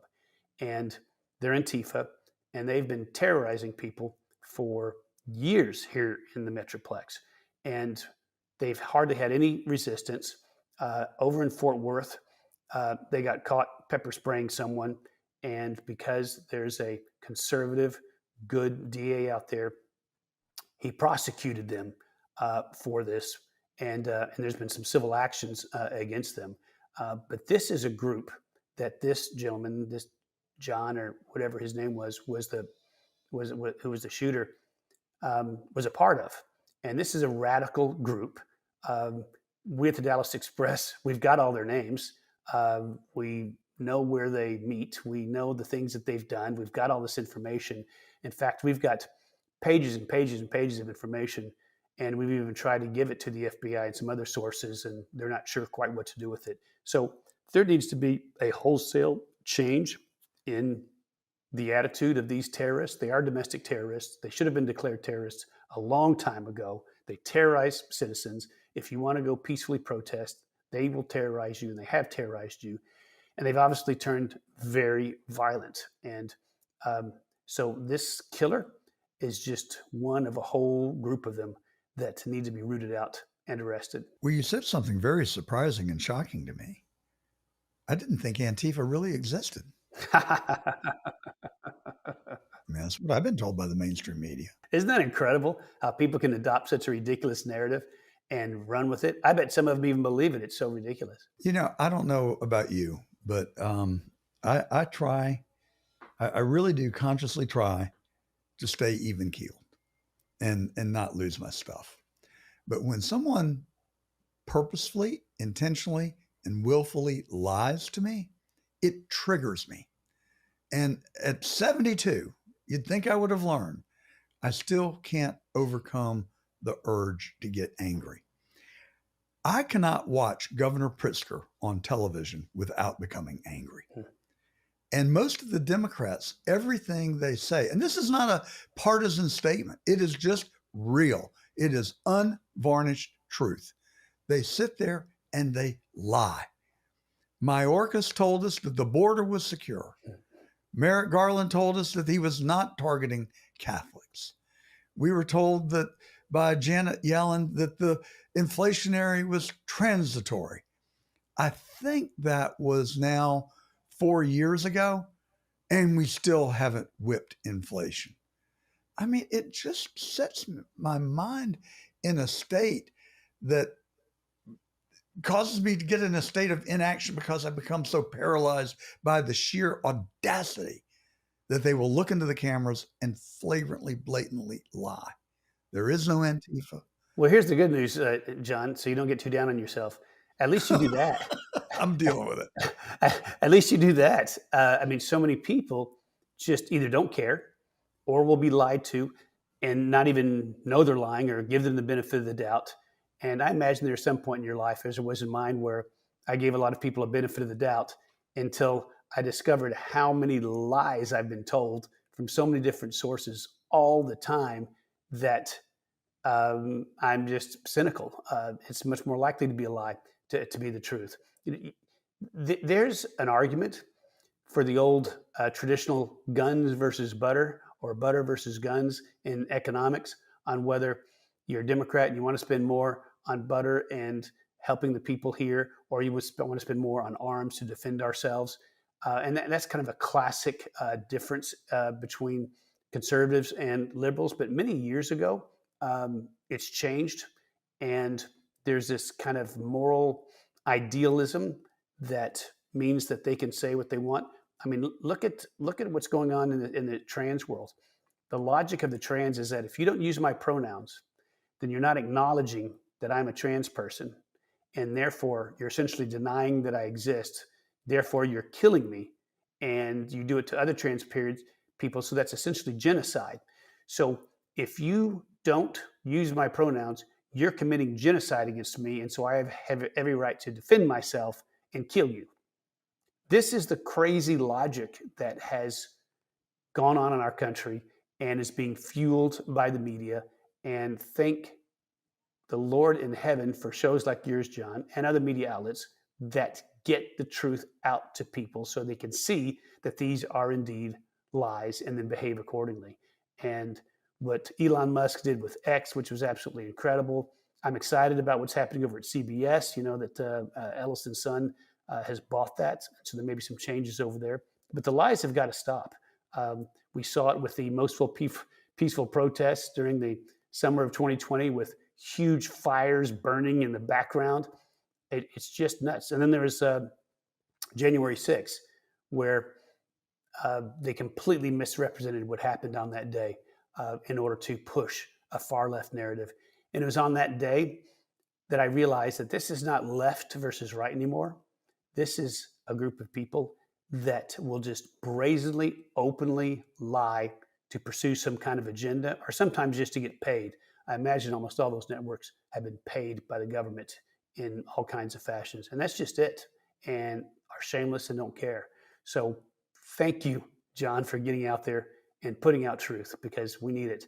And I like to think we do it at the Dallas Express as well. So anybody out there listening, subscribe to us. It's free, dallasexpress.com. We produce 25 articles a day. It's local news, state, national, even some international news, because you can't get the news in that many places anymore, maybe 5-10% of the outlets that are out there. We come to our listeners every Saturday, not only on the John Fredericks Radio Network, but we're also on cdm.press, which is sort of the East Coast version of the Dallas Express, I think. They work to publish the truth, and they take our feed and redistribute it on their 13 digital platforms and their social media live streams as well. So I do think that, well, you know, you and I, well, you gave me so much to unpack in that last statement that you made. My gosh, Elon Musk buying X. I'm not sure that he didn't save our country.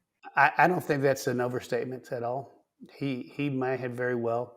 Someone said something like that. I forget the quote.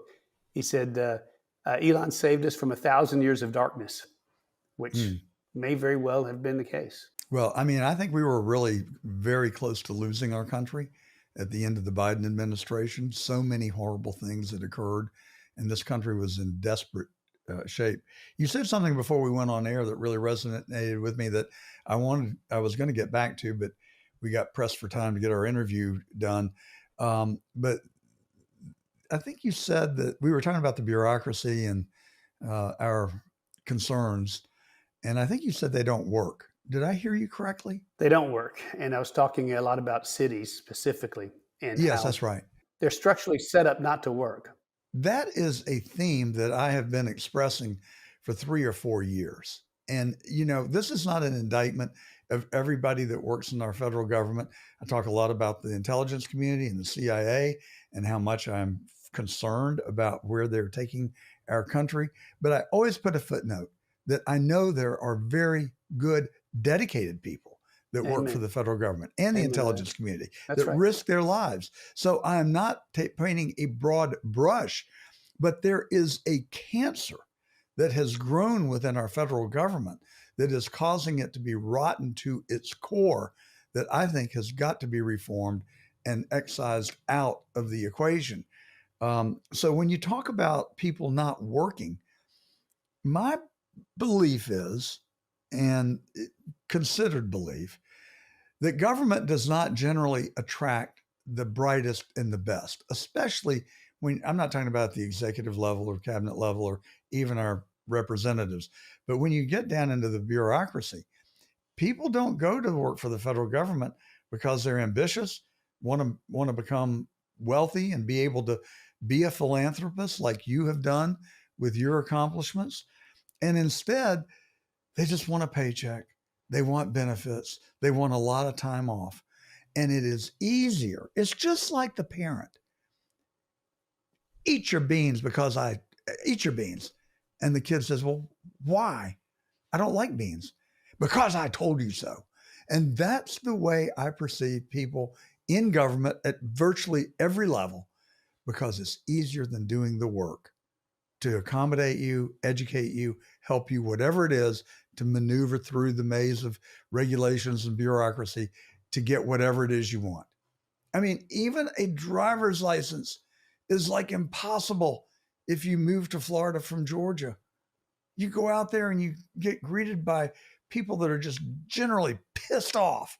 And if you don't have the form dotted and I's, T's crossed, you're not getting your driver's license today. They're not customer service experiences to be modeled after. A lot of our government is set up in ways that it encourages mediocrity. I mean, if you look at Dallas, for example, if you polled the people in Dallas, and we do it to Dallas Express all the time, to ask them what's important to them, well, the number 1, 2, 3, 4 issues is crime, and then maybe related to homelessness and these kinds of things. Yet the city continues to do very little to help crime in general. And there's structural reasons why, because you have certain representatives that oversee certain districts, and those city council people have pressure groups that push them to do this, that, or the other. And so they ignore what the people really want. And they're not happy about the crime level in the city of Dallas. We even passed a charter amendment a year ago that requires the city to pay police officers in the top 5 of all North Texas police departments. And the city's just ignoring it. They're just not doing it.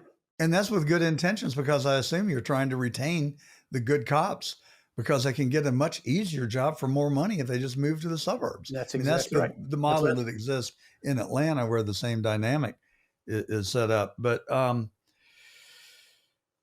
I talk on this show a lot about the assassination of John Kennedy. And for our listeners, you're going to be in for a real treat. And we're going to do live streams, as well as our radio show will be broadcasted live from Dallas, Texas, on November the 22nd, 2025. That's the 62nd anniversary, folks, of JFK's assassination. And I suspect that some people question why I continue to harp on it. But here's where my head is. If you have the information, if you even dig a little bit, you will come to the inescapable conclusion that our own government killed the 35th democratically elected president of the United States. There is no justification other than greed, power, petty retribution. We could spend the next 3 hours talking about it. We'll leave it at that. But my point is this: if they did that, then what else is true? What about RFK, MLK? What about, you brought up, Monty, the Northwoods atrocity when the CIA killed young children as a false flag. The Building 7 collapse, the shot at Trump in Butler, Pennsylvania. And now, sadly, I'm not looking for another conspiracy. As God is my witness, I don't want to find another one. But Charlie Kirk's assassination have all the fingerprints of a intelligence operation. The narrative doesn't hold up. The facts don't support it, that Tyler Robinson single-handedly killed Charlie Kirk. And he even said last week that he was not guilty. He did not pull the trigger. but he knew who did, that they were supposed to protect him, and that the truth would come out. My sad prediction is that that young man has been co-opted. I don't know how or by whom. I have my suspicions, or how they can convince these people to to play along, so they can use them as the fall person, while the real guilty get away. Did you see that alleged text exchange between Tyler Robinson and his roommate or lover that went back and forth right before or after the murder? Did Tell you see us. that? Well, there's a text exchange that came, out between them. I think it was right after the murder, and you just read this text exchange, and it's so absurd because this is not how 22-year-old men talk. Yes. It was something that either the FBI made up, they staged themselves, someone else typed. I mean, it's so ridiculous. It's so formal that it's clearly not something that these two kids really communicated back and forth with. I heard people allege that it was AI generated and that the FBI put it out. I don't know. Well, I think that's a good explanation because it's so absurd. But here's the thing. Yes. They push these absurdities upon us. And the reason why some people think they're going crazy is because they're fed these outright absurdities and are told to believe it, right?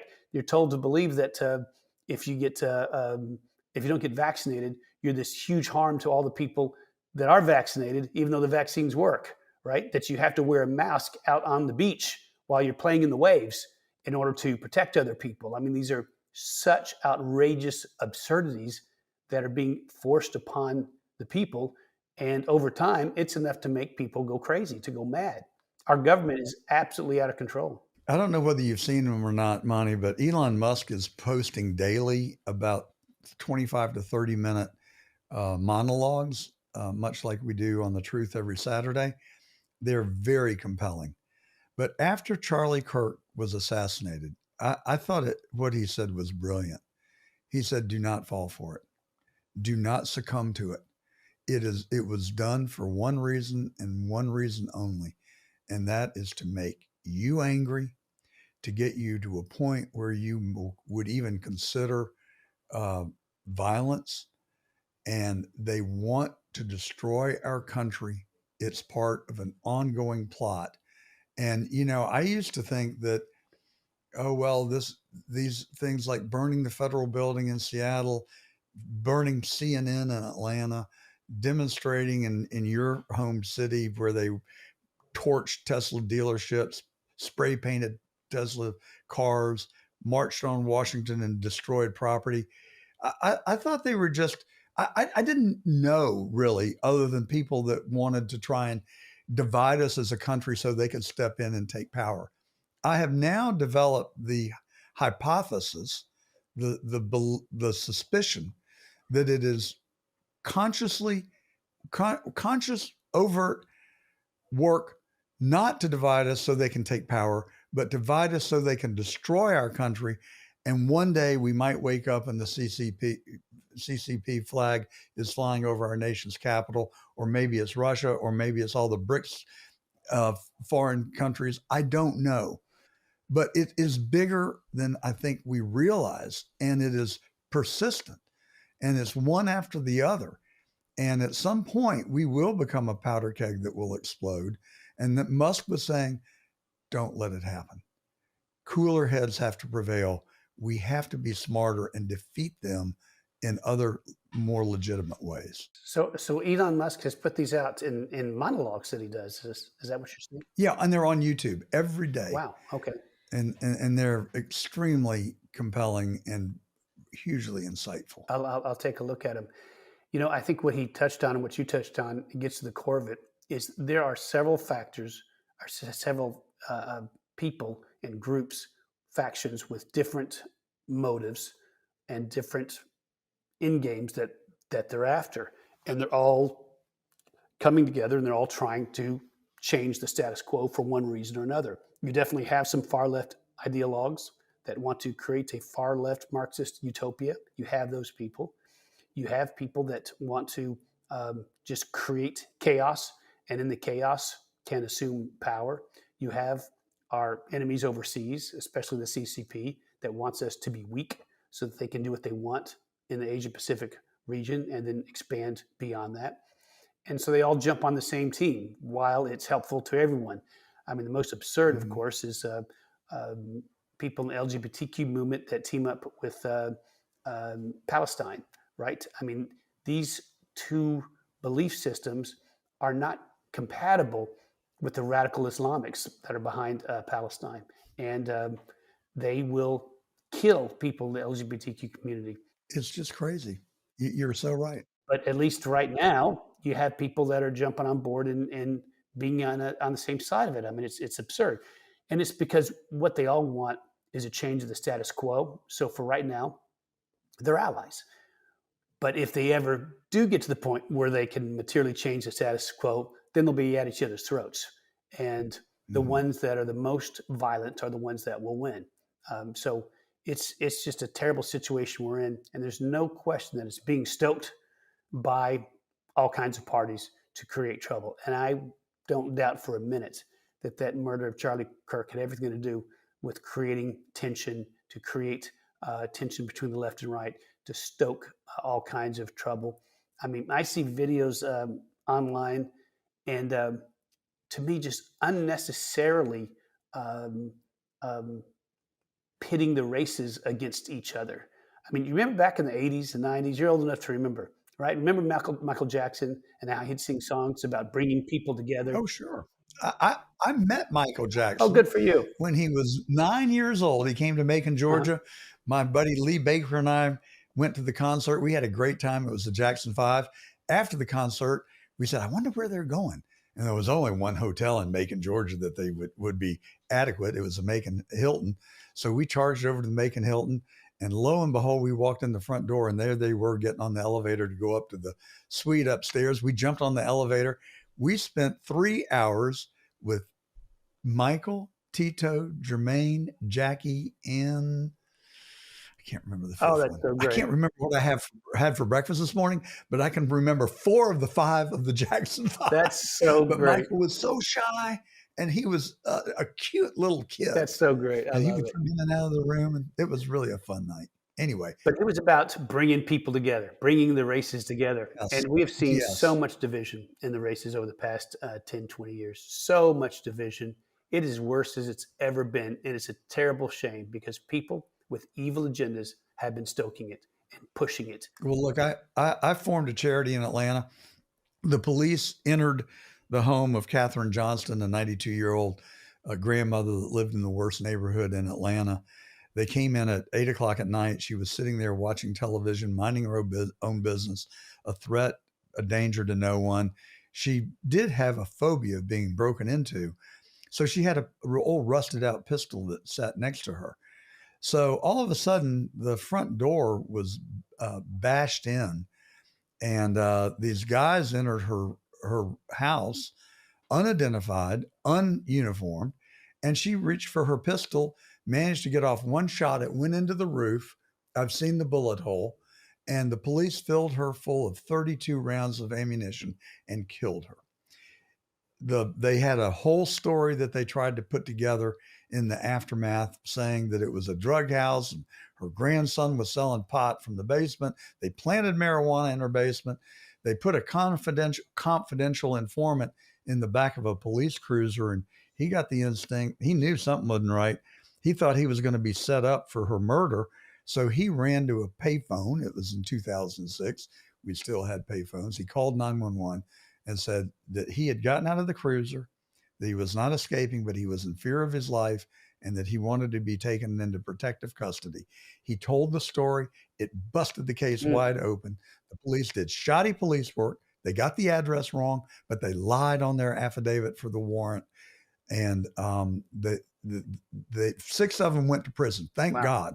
It's the only reason that Atlanta was not burned to the ground worse than Sherman, because they did hold the people accountable. And so in the aftermath, I got together with Anthony Motley, who's the pastor of the largest African-American church, one of the largest in Atlanta, but the largest in the neighborhood. And we formed the Friends of English Avenue. And I thought it was going to be a breeze. We'll come in, we'll raise money, we'll clean it up, We'll give people opportunity, and it'll be wonderful. What we found within about 2 or 3 weeks, and I developed a really good friendship with Ivory Young, the late Ivory Young. He was a city councilman, and there was this one woman, and she fought us at every turn. She was actually a state representative. She did not want the neighborhood to change. She did not want it to improve. She called me a racist, called me a rich white man from Buckhead coming down here telling them how to run their neighborhood, which was not true. I mean, I am rich. I did live in Buckhead, but I wasn't telling anybody what they needed to do. We came with offers of help. And Ivory Young, the city councilman, said, John, it's noise. Don't listen to it. They are poverty pimps. Their power comes from the poverty. Their money comes from the poverty. Keep fighting. And I learned a valuable lesson. And it is very hard. Today, the neighborhood is much better off. Praise God for that. They have built housing. They have cleaned up the streets. We've got the police who will actually come when someone files a complaint. And it is a much better place today. It's one of the proudest things I've ever done in life. This is the structure that I was talking about. It benefited this woman in order to demonize you. It benefited her. That's right. She became a rabble rouser. She's like Al Sharpton and some of these other race hustlers, where if they can accuse you of all kinds of things, it raises their profile and it helps her politically. And there's just a lot of people, and you're never going to get rid of them. There are people on both sides of the aisle that would rather say lies, rather hurt other people, do anything so it can help them in whatever they're pursuing, usually their own personal political career. And it's part of the problem. I got to know so many of the residents. I mean, I couldn't walk down the street without seeing people that I knew by first name, and I developed friendships, and I found them to be some of the most generous, kindest, God-fearing people. And I went to church in the neighborhood when I was living in Atlanta full time, and they're wonderful human beings who were not born into the privilege that you and I were. And I philosophically, I wonder, why does the world work like that? And it makes me grateful on the one hand, but a lot of empathy on the other.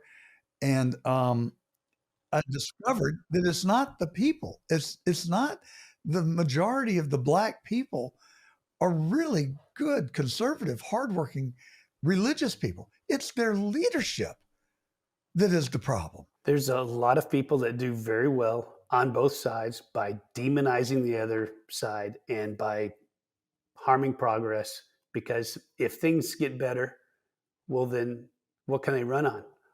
What's their plank? Vote for me, everything's great? No, they've got to take a different tact, and you see it everywhere. And unfortunately, it's part of the human condition.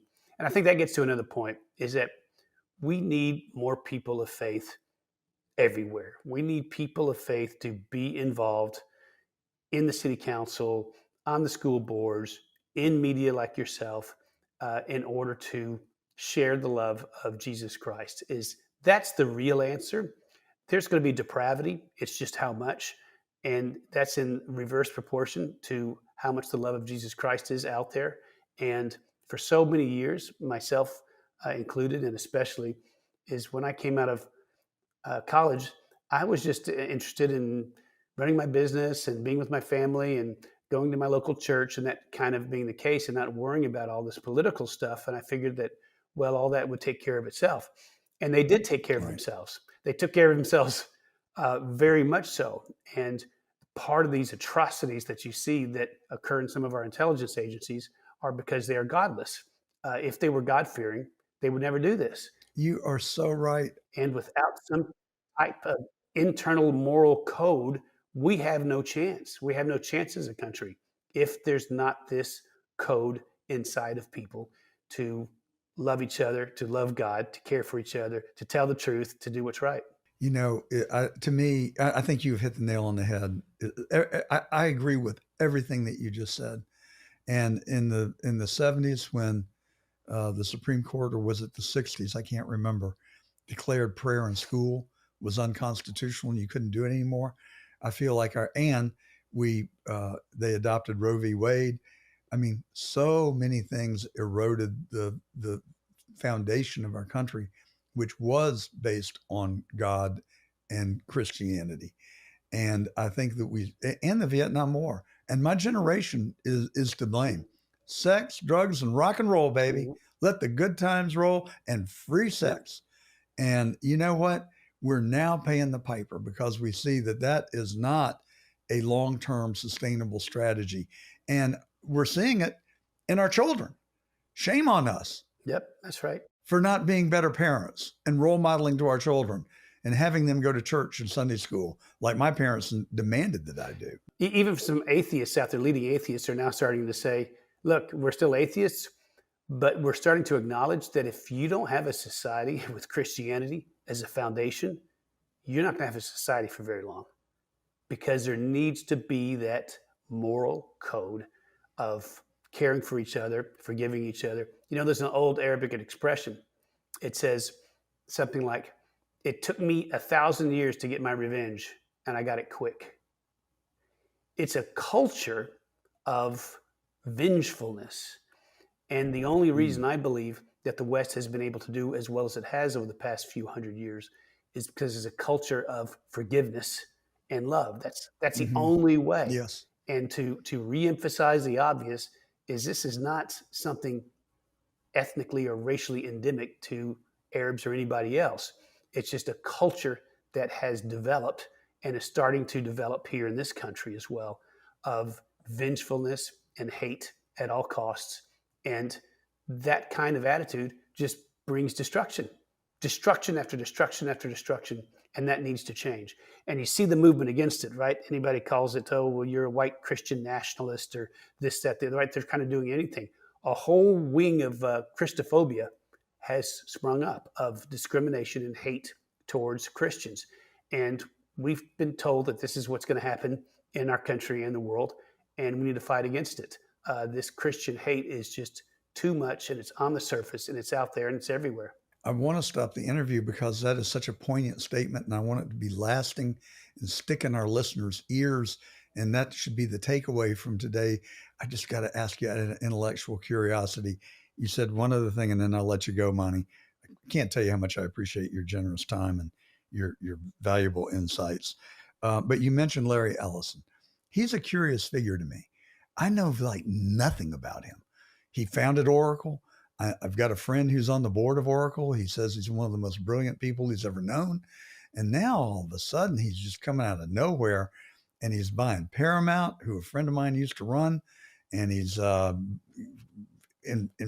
put somebody in charge of CBS News that is kind of out there and not who I would have thought that he would have put in if he was a real conservative. I mean, give me the intel, give me the inside baseball on Larry Ellison. Well, I don't know a lot, but I can tell you that he has been a mentor and friend to Elon Musk for some time. Yes. Good endorsement. I believe that he's ethnically Jewish. I believe, I'm not sure. That's right. A supporter of Israel and generally politically somewhat conservative. Not overtly so, but somewhat conservative. I wouldn't be surprised at all if Elon didn't call up Larry Ellison or his son and say, hey, look, I need some fellow fighters in this whole thing. I need some fellow billionaires. Go out there and buy Paramount so that we can see some change in some of these other places.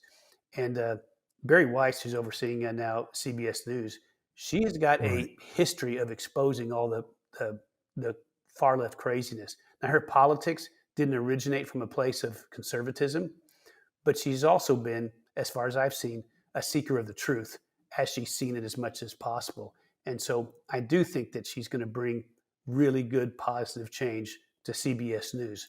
Will it be the truth of what you produce? I doubt it, but it's going to be a change. I really appreciate your explaining that to me because I had a different impression.